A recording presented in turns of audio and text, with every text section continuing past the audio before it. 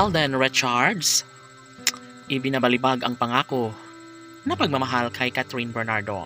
Sapagkat marami ang nagsasabi na talagang wala ng pag-asa pa na mangyayari ang relasyong tunay ng dalaga at binata, umaasa ang lahat na sana'y magkaroon ng malaking posibilidad na mangyayari at maisaayos ang lahat sa kanilang pagmamahalan.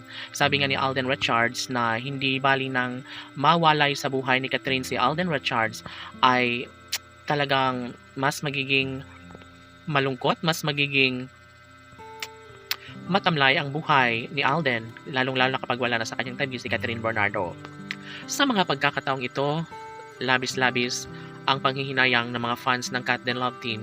Ito ang bagay na ayaw nilang mangyayari. Ito ang bagay na ayaw nilang magkaroon ng malaking pagbabago. Kung talagang mangyayari ang isa sa matagalang hinihiling ng taong bayan, sa una pa lang ay dapat na magkaroon na nga ng isang pagkakatagumpay na matagal lang hinihiling sa lahat. Ngunit alam ng taong bayan na si Alden Richards mismo ang sumira sa kanilang pangako, ibinabalibag ang pag-iibigang tunay ni Alden sa dalagang si Catherine Bernardo. Kaya kung anuman ang magiging kahihinatnan sa kanilang relasyon, dapat ngayon pa lang ay paghahandaan na ng taong bayan na dapat ay ipaubaya na lang ni Alden Richards ang lahat.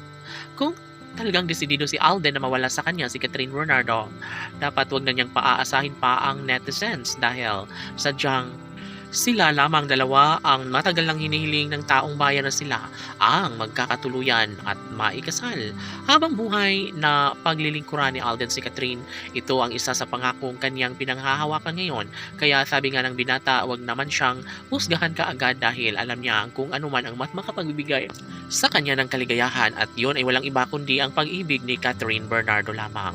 Syempre, mangyayari at maisakatuparan din ang lahat sa kanilang pagmamahalan. Wala nang iba pang mas sana'y hindi na magbabago ang lahat sa kanilang pagmamahalan dahil kung tutuusin ay ito na ang matagal lang hinihiling ng taong bayan.